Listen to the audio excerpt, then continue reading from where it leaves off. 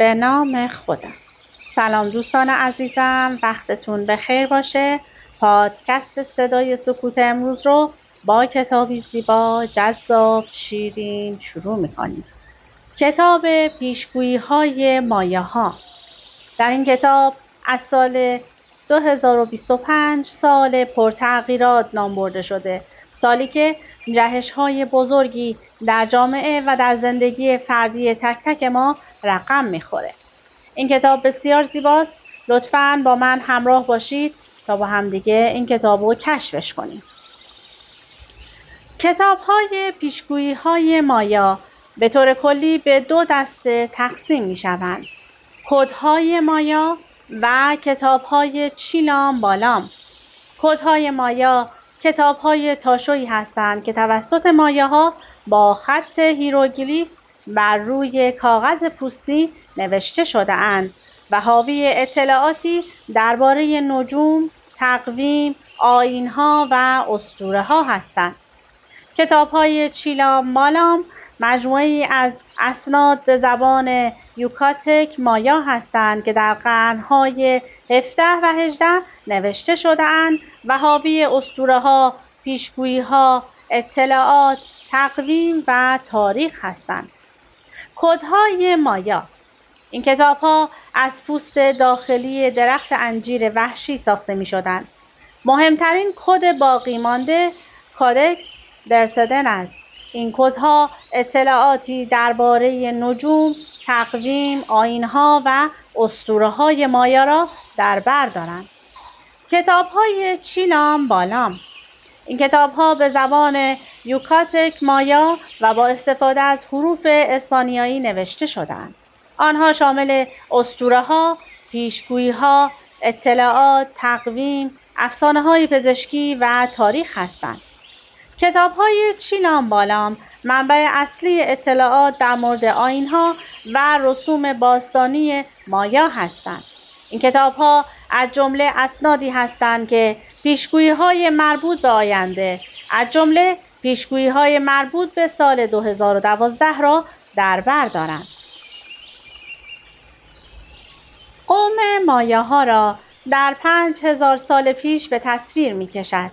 The Mayan Prophets، مردم اسرارآمیزی که اهرام و معابد را در اعماق جنگل‌های بارانی امریکای مرکزی خراب می‌کردند.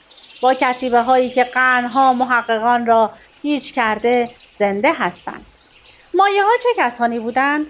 از کجا آمدند و چرا ناگهان ناپدید شدند؟ آیا در سال 2012 از سیل، فوران آتشفشان و هرج و مرج رنج خواهیم برد؟ در این کتاب هیجان انگیز و بحث برانگیز، موریس کوترل و آدریان گیلبرت، یکی از نویسندگان کتاب پرفروش جهان The Orion Mystery، پاسخهای بحث برانگیزی ارائه می‌دهند که کارشناسان این مجموعه از پذیرش آن خودداری می‌کنند. آنها با رمزگشایی از پیشگویی‌های پیچیده نجومی مایاها از فاجعه‌هایی که در آینده و پس از سال 2012 اتفاق می‌افتد خبر می‌دهند. در کتاب حاضر علاوه بر آداب و رسوم مایاها، عقاید و باورهای آنان نیز شرح داده شده. پیشگویی رکن اساسی این باورهاست. پیشگویی‌هایی که تاکنون بدون استثنا صحت داشتند و با شیوه‌های خاصی به انجام می‌رسند. مایاها حتی سقوط حکومت خود را نیز پیش‌بینی کرده بودند، اما مطابق دستور ریش سفیدان خود را به دست سرنوشت سپردند. طبق باور مایاهای باستان، سرنوشت هر انسان در لحظه تولد رقم می‌خورد. مسیر زندگی نیز به تلاش‌ها و ارزش‌های همجهت با این سرنوشت بستگی دارد. از این رو گاهنامه‌ای ایجاد کردند که هر کس می‌تواند با استفاده از آن ویژگی‌ها مسیر زندگی، طالع و سرنوشت خود را طبق باور آنها بیابد. این گاهنامه که جزئی از اسرار مایاهاست، با تمام جزئیات برای اولین بار در این کتاب منتشر می شود. کارلوس باریوس، نویسنده این کتاب، مردمشناس و باستانشناس گواتمالایی، یکی از بازماندگان مایاها و عضو انجمن ریش سفیدان مایایی است و عقاید خود را بی تحریف و کاستی در اختیار شما قرار داده است. اسرار تمدن مایا همواره بخشی از سوالهای مردم شناسان، باستانشناسان، مورخان و حتی مردم عادی بوده است. پس از کشف قاره امریکا و ورود اسپانیاییان به امریکای مرکزی، عقاید و آثار تمدن‌های باستانی این سرزمین و از آن جمله تمدن مورد تاخت و تاز فاتحان قرار گرفت. فاتحان به دنبال طلا و سنگ‌های زینتی بودند و هرچه را در این راه بی اهمیت می‌پنداشتند ویران می‌کردند. از آنجایی که فتح قاره امریکا همزمان با استبداد کلیسا در اروپا بود، تعصبات دینی فاتحان که برخواسته از متن اروپا بود مزید علتی بر این ویرانی‌ها شد. غافل از اینکه تمدن و فرهنگ این قوم بسیار کهن‌تر و نابتر از قاره تازه به دوران رسیده اروپاست. آنان در این قاره به ظاهر جدید رسوم و اعتقاداتشان را تحقیر کردند. مخالفان را از دم تیغ گذراندند، خانه‌هایشان را آتش زدند، با پتک و کلنگ به جان سازه‌های معماری شگفت‌انگیز و خارق‌العاده آنها افتادند و بدینسان طی چندین سال دروازه‌های کلیدی بخش اعظمی از آن اسرار نابود شد. مردمان این قوم باستانی پیشرفت‌ها، اعتقادات و نمادهای بیشماری داشتند، اما اسرار خود را همچون انجمن‌های سری بین خود محفوظ داشتند.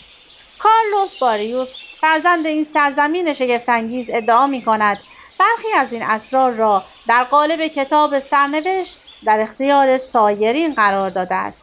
یکی از این اسرار اعتقادات آنها به تعیین سرنوشت افراد در لحظه ورود به این جهان است و طبق این باور طالع‌بینی خاصی ایجاد کردند و زندگی خود را در راستای آن بنا می‌کنند. این تعیین سرنوشت یا به زبان دیگر طالع‌بینی در پایان این کتاب به تفصیل بیان شده و برای اولین بار است که از دل اسرار مایاها بیرون می‌آید. در این کتاب می‌خوانید قوم مایا در قرآن رو، قوم مایا و عصر آکواریوس رو، کتاب سرنوشت باستانی رو، تقویم مایا، پیشگویی‌های مایا در مورد ایران، تقویم مایا چیست و ناپدید شدن قوم مایا. تمدن مایا یکی از شگفت‌انگیزترین تمدن‌های بشری هستند که تاکنون در این قاره زیستند. آثار بجامانده از این قوم نشانی از هوش و نبوغ و پیشرفت این تمدن کهن است. این تمدن دستاوردهای خیره کننده‌ای در معماری، هنر، نجوم و ریاضیات داشتند. در حال حاضر نیز بازماندگان این قوم در نواحی جنوبی مکزیک، گواتمالا، هندوراس، السالوادور و بلیز ساکن هستند. تمدن مایا یکی از تمدن‌های باستانی امریکای مرکزی و جنوبی بود. گمان زنی درباره زمان ورود مایاها به امریکای مرکزی به حدود قرن دهم پیش از میلاد برمیگردد و نخستین نشانه‌های استقرار و سکونت بومیان در اکتشاف‌های باستانشناسی مربوط به 2600 پیش از میلاد در کشور بلیز تعیین شده است. تقویم مایایی به 3114 پیش از میلاد اشاره دارد و البته یک داستان قدیمی پذیرفته شده مایایی نیز حوادث 1800 پیش از میلاد را توصیف کرده است.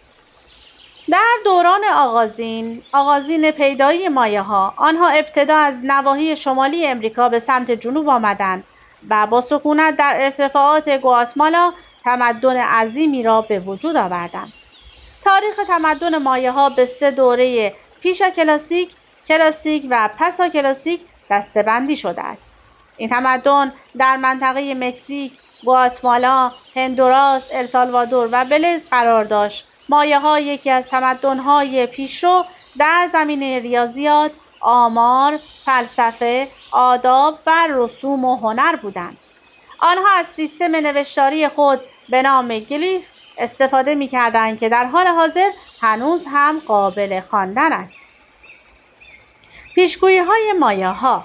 مایاها یکی از تمدن‌هایی بودند که به علم آسمان شناسی علاقه‌مند بودند و به شدت به مطالعه ستارگان و کره زمین علاقه‌مند بودند. آنها با استفاده از دانش خود توانستند تقویم خود را به دقت بسیار بالا طراحی کنند و به دقت بسیار بالایی قادر به پیشبینی رویدادهای آینده شوند. به عنوان مثال، آنها معتقد بودند که دنیا در سال 2012 به پایان خواهد رسید. مایاها با استفاده از دانش خود در زمینه آسمان شناسی توانستند پدیده‌هایی مانند خسوف و کسوف را پیش بینی کنند. آنها همچنین با استفاده از تقویم خود توانستند رویدادهایی مانند برخورد سیاره‌ها را پیش بینی کنند. اما مهمترین پیشگویی مایاها پایان دنیا در سال 2012 بود. آنها معتقد بودند که در تاریخ 21 دسامبر 2012 دوره بزرگ زمان شماریشان به پایان خواهد رسید و این به پایان دنیا نیز منجر خواهد شد. این پیشبینی باعث شده بود که بسیاری از مردم در سراسر جهان نگران شوند و به دنبال آماده باش برای پایان دنیا باشند. البته همانطور که می‌دانید این پیشگویی صحت نداشته و دنیا به پایان نرسیده است. عجایب تمدن مایا.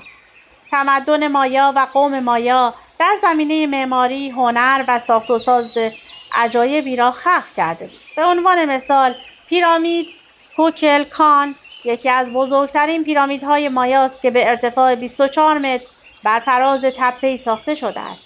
همچنین سیستم آبیاری پیچیده آنها که به نام سیستم کانال‌های زیرزمینی شناخته می‌شود، نشان از دانش آنها در زمینه مهندسی آب دارد. آنها همچنین توانستند در زمینه فلسفه و هنر نیز پیشرو باشند و اثرات هنری آنها همچنان در حال بقایای آثارشان به نمایش گذاشته می شود.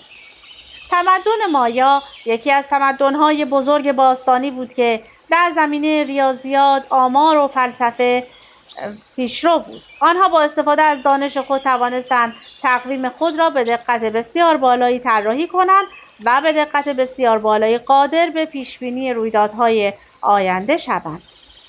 علت نابودی تمدن مایا چه بود؟ علت نابودی تمدن مایا همچنان موضوعی که برای محققین و تاریخ‌نگاران قابل بحث است. اما برخی از دلایل مطرح شده عبارتند از: 1. کاهش منابع طبیعی. با گسترش شهرها و رشد جمعیت، منابع طبیعی مانند آب و خاک به صورت بسیار سریعی به کاهش رفت. این موضوع باعث کاهش تولید محصولات غذایی و کاهش جمعیت شده است. 2. تغییرات اقلیمی. تغییرات اقلیمی می‌تواند یک عامل نابودی تمدن مایا باشد. برخی تحقیقات نشان دادند که در سالهای پایانی قوم مایا خشکسالی‌های شدید به وجود آمده بود که باعث کاهش تولید محصولات غذایی و کاهش جمعیت شده است. 3. جنگ و نزاع. در سالهای پایانی مایاها جنگ و نزاع بین قبایل مختلف شدیدتر شده بود که باعث کاهش جمعیت و نابودی بسیاری از شهرها و روستاها شده است. 4. بیماری‌های واگیر. بیماری‌های واگیر مانند سل، تیفوس و هپاتیت در سالهای پایانی تمدن مایا شیوع یافت که باعث کاهش جمعیت شده است. 5. عوامل داخلی. برخی تحقیقات نشان دادند که عوامل داخلی همچون فساد، ناتوانی در مدیریت منابع و تغییرات اجتماعی ممکن است نقش مهمی در نابودی تمدن مایا داشته باشد. به طور کلی، نابودی تمدن مایا یک فرایند پیچیده بود که ترکیبی از عوامل طبیعی، اقتصادی، اجتماعی و سیاسی بود. پیدا شدن تقویمی باستانی که اتمام جهان را پیشگویی کرده. برای سالهای متمادی پیشبینی‌های زیادی برای به اتمام رسیدن جهان انجام شده است. از آنجایی که این تاریخ‌ها در بیشتر مواقع بدون اتفاقی رسیده و گذشتند، دیگر این پیشبینی‌ها رنگ خود را در میان مردم از دست دادند. تقویم شمارش طولانی مایا یکی از آنها بود که می‌گفته در سال 2012 دنیا به پایان خواهد رسید. این تقویم یکی از قدیمی‌ترین و پیچیده‌ترین تقویم‌های دنیا شناخته می‌شود که در امریکای مرکزی یافت شده است. پیش‌بینی می‌شود که تقویم شمارش طولانی مایا از تقویم نجومی کشاورزان الگو گرفته و به قوم مایا رسیده است. تقویم مایایی از 3 تقویم مجزا تشکیل شده که همزمان با هم استفاده می شود.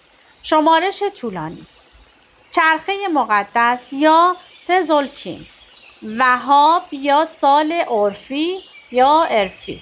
شمارش طولانی سال را مشخص می کند و 2 تقویم دیگر به روزها اشاره دارند.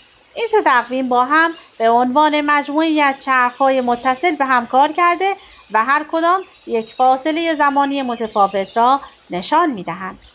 چرخه مقدس یا تزولکین، این تقویم دارای 260 روز است که شمارش‌های 1 تا 12 در 1 تا 13 در یک چرخش تکرار شونده در سال دیده می‌شوند که 20 بار از آنها وجود دارد.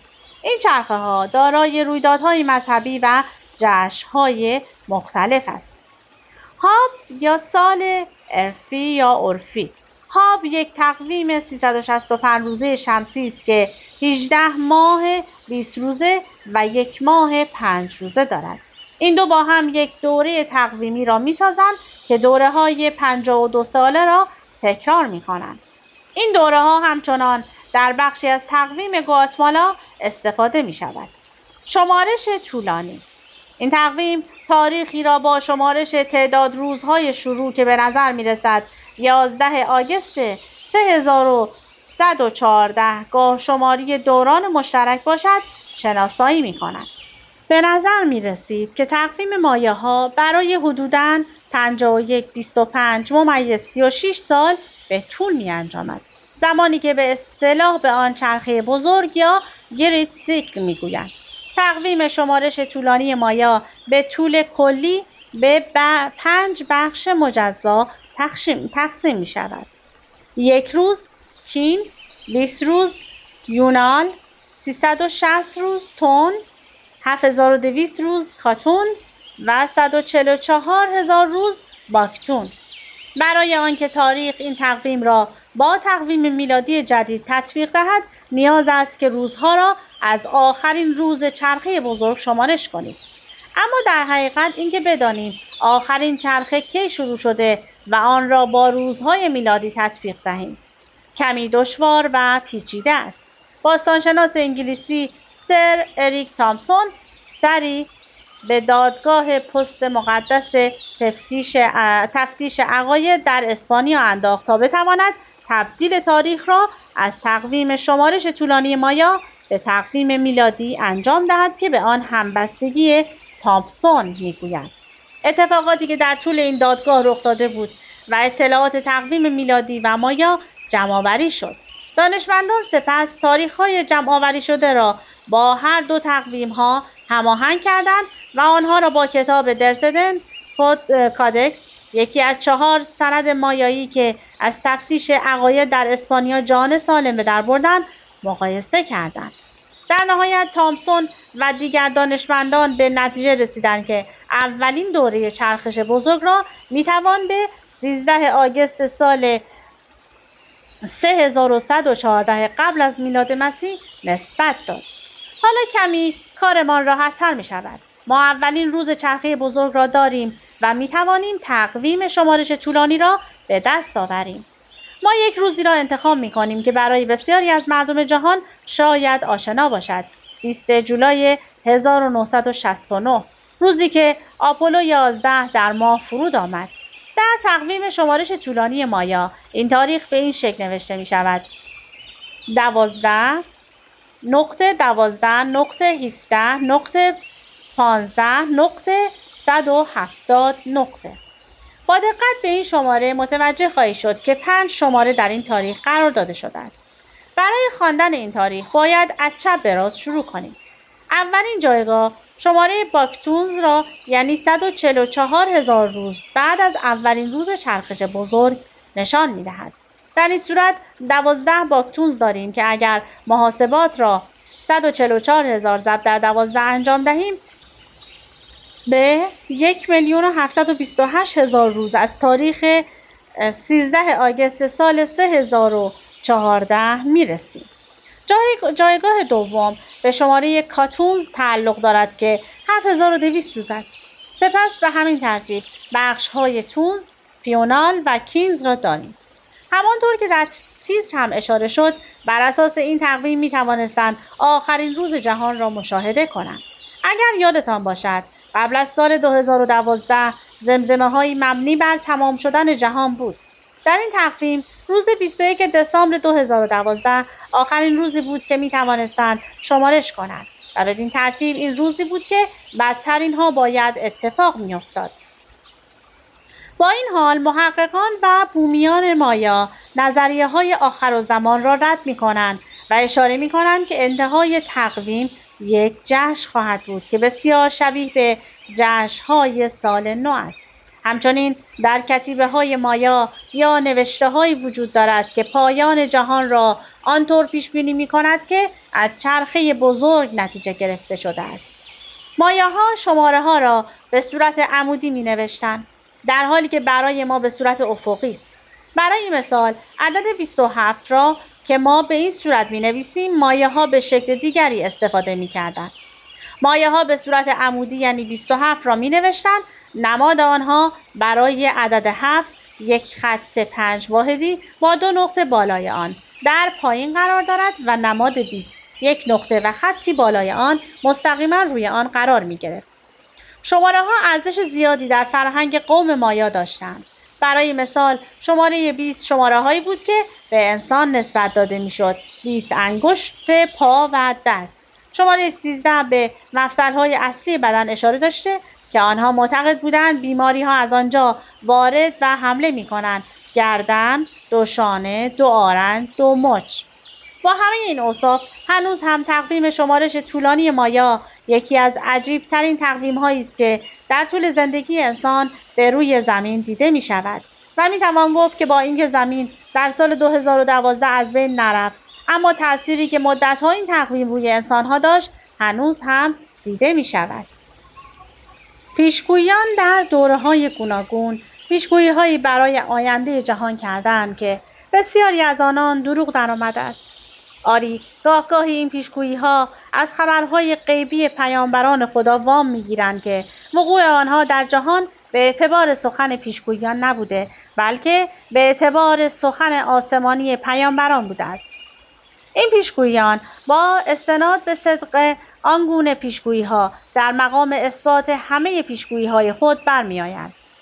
از این راه منافع زیادی را برای خود جلب می‌کنند. اما از فروش کتاب‌های خود، فروش نشریات خیش، جلب بینندگان زیاد برای سایت‌ها و برنامه‌های تلویزیونی خود و به دنبال آن فروش تبلیغات کالاهای تجاری و غیر تجاری.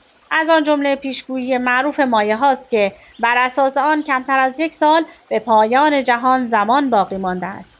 میگویند به خود زحمت خرید یک دفترچه خاطرات برای سال 2013 را ندهید. در روز 21 دسامبر سال 2012 دنیایی که ما میشناسیم به پایان خواهد رسید. به گزارش نیو ساینتیست گفته می شود که آرماگدون نبرد آخرالزمان می تواند به شکل‌های متفاوتی رخ دهد. تنشی مصیبت‌بار در فعالیت‌های خورشیدی، جابجا شدن 2 قطب مغناطیسی زمین، برخورد با یک سیاهچاله، عبور سیاره مرموزی به نام نیبیرو از نزدیکی زمین. مایه‌ها تقویمی داشتند که شمارش بلند نامیده میشد و بر پای یک بازه زمانی 1,872,000 روز بود. دوره فعلی این تقویم در آگوست سال 3114 پیش از میلاد آغاز شد و قرار است در اواخر سال آینده به پایان برسد و دوره جدید آن آغاز شود. هیچ دلیلی در دست نیست که بتوان ادعا کرد از دید مایه‌ها گذر از یک دوره به دوره بعدی یک رخداد آخرالزمانی محسوب میشد یا نه. حتی اگر همچنین تصوری داشتند، آنها هیچ راهی برای پیشبینی آینده در اختیار نداشتند. اما گزاره‌هایی چون ما نفرین شده هستیم، سیاره ما و همه چیزهای روی آن محکوم به فنا هستند، 1 میلیارد سال دیگر خورشید به حدی درخشانتر و گرمتر می شود که آب اقیانوس‌ها بخار می شود. 1 میلیارد سال پس از آن دیگر آبی بر روی زمین نمی ماند و همه آن تبخیر می شود و به دنبال آن تمام شکل‌های زندگی بر روی زمین محو می شود، به جز برای برخی انواع جانسخت که می توانند در اعماق زمین و در میان بازمانده‌های گل و لای زنده بمانند. طول عمر محدود خورشید نابودی سیاره سوم منظومه‌اش را تضمین می‌کند. بلایای طبیعی وجود دارند که می‌توانند عمر درصد زیادی از بشر را در آینده بسیار نزدیک به پایان برسانند. همچنین برخورد سیارک‌ها یا دنباله‌دارها به زمین که این پیشگویان یکی از پرطرفدارترین پیشگویی هاست. در فرضیه ها چنین گزاره‌هایی وجود دارد، همچون در گذشته زمین بارها هدف اشیای بزرگ و سرگردان آسمانی بود. یک سنگ آسمانی با دست کم 10 کیلومتر پهنا در 65 میلیون سال پیش با زمین برخورد کرد و علاوه بر نابودی آخرین بازمانده‌های دایناسورها، خیلی از انواع دیگر گیاهی و جانوری را نیز منقرض کرد. میگویند این انقراض برای انسانها حادثه خوبی محسوب میشد، چون فضا را برای رشد و تکامل پستانداران باز گذاشت. در سال 1908 میلادی برابر با 1287 شمسی، یک انفجار با قدرتی در حدود 1000 برابر بمب اتمی از نوعی که بر هیروشیما فرود آمد، درختان را در محدوده وسیع در نزدیکی رودخانه تونگاسکا در سیبری ریشه‌کن کرد. متهم احتمالی این مورد بخشی از یک دنباله‌دار یا شهاب سنگ بزرگ بود که کیلومترها بالاتر از سطح زمین منفجر شده بود. اگر این اتفاق بر فراز یک شهر پرجمعیت رخ میداد، تأثیر آن فاجعه بار بود. ابر آتشفشان‌ها فوران کردند و زمین‌های وسیع را با خاکستر و گدازه پوشاندند و پس از آن نیز زمین را به زمستان‌های عمیق آتشفشانی بردند، به دلیل ابری از خاکستر که مانع از رسیدن نور خورشید به زمین میشد. عصرهای یخبندان آمدند و رفتند و خیلی از اوقات در خلال عصرهای یخبندان که زمین یک گلوله برفی شده است، به نظر می رسید که کل زمین برای میلیون‌ها سال یخزده باقی می ماند. سیارک‌ها و دنباله‌دارهای کوچک و بزرگ باز هم با زمین برخورد خواهند کرد. آتشفشان‌های بزرگتر از بر آتشفشان‌های قبلی فوران می‌کنند. این اجتناب ناپذیر است. هنگامی که ناتوانی یا عدم تمایل به درک مفاهیم پایه‌ای وجود داشته باشد، ایجاد شایعه در مورد فجایع پیش رو فراگیر می‌شود.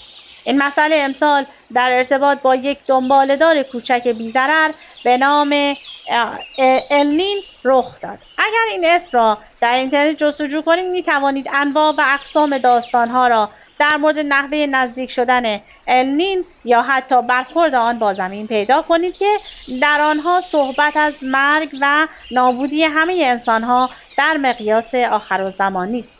این ترس مدت کوتاهی پس از کشف دنباله‌دار و هنگامی شروع شد که چند نظریه پرداز پرمدعا و کم دانش اندازه دم این دنباله‌دار نوار درخشان و خلع مانند از ذرات تفکیک شده به دور یک هسته سخت را با ابعاد هسته آن اشتباه گرفتند.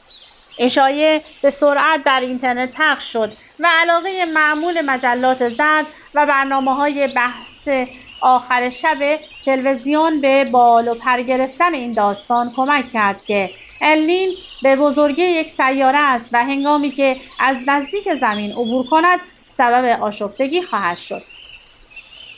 در حقیقت همان گونه که اخترشناسان می‌دانستند النین با استانداردهای دنباله‌دارها یک جرم نسبتاً کوچک محسوب می‌شود و هیچگاه هم از فاصله 35 میلیون کیلومتری زمین به آن نزدیکتر نخواهد شد.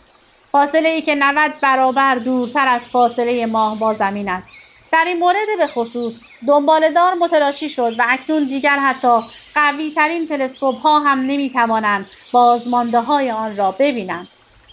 دانش اندک راه را برای داستان های آخرالزمانی باز می کند و این حقیقت که مردم به داستان های ترسناک علاقه دارند در پردازش این داستان ها بی تاثیر نیست. به همان دلیلی که بینندگان از یک فیلم ترسناک یا علمی تخیلی لذت میبرند. برای برخی یک دلیل دیگر هم برای این پذیرش این داستان‌ها وجود دارد و آن انتظار فرارسیدن روز داوری و گشایش جهانی است. پیشگویی 2012 میلادی خیلی پرقدرت در میان جمعی از مردم جهان دنبال میشد. ولی هنگامی که بیدار شویم و ببینیم که زمین از محور خود جابجا نشده، قطبین مغناطیسی زمین برعکس نشده‌اند، سیاره ناشناخته از نزدیک زمین رد نشده، اگر تجربیات گذشته چراغ راه آینده ما باشند، به سرعت توضیحاتی برای دلایل نجات ما پیدا خواهد شد و پیشگویان روز داوری جدید این روز را با مورد بعدی که هنوز زمان آن نرسیده جایگزین خواهد کرد. همانند همیشه این هشدارهای تکراری و تجدید شونده مخاطبان مشتاق خود را خواهند داشت و باز هم مانند همیشه واقعیت علمی در این میان در گوشه‌ای به تماشا خواهد نشست و کسی گوش به آن نخواهد داد. سنگ نوشته تورتو گوئرو تنها مدرکی یافت شده از تمدن مایاست که در آن سال 2012 ذکر شده است. برخی افراد با تفسیر به رأی متون باستانی مایا آغاز دوره جدید از تقویم مایا را با پایان جهان اشتباه گرفتند. اگر واقعا مایاها آخر جهان را پیشگویی کرده بودند، فقط به ذکر یک نشانه آن هم در سنگ نوشته کوچک بسنده می‌کردند. خب دیگه بیشتر از این کتاب در اختیار من نیست و وایس هم به من اجازه نمیده که دیگه بیشتر مطالبی رو پیدا کنم و برای شما بخونم. از اینکه با من همراه بودید سپاسگزارم. اگر از این کتاب خوشتون اومده میتونید برای خودتون تهیه کنید، ترجمه کنید و بخونید. تا وایس بعدی، خدا نگهدارتون.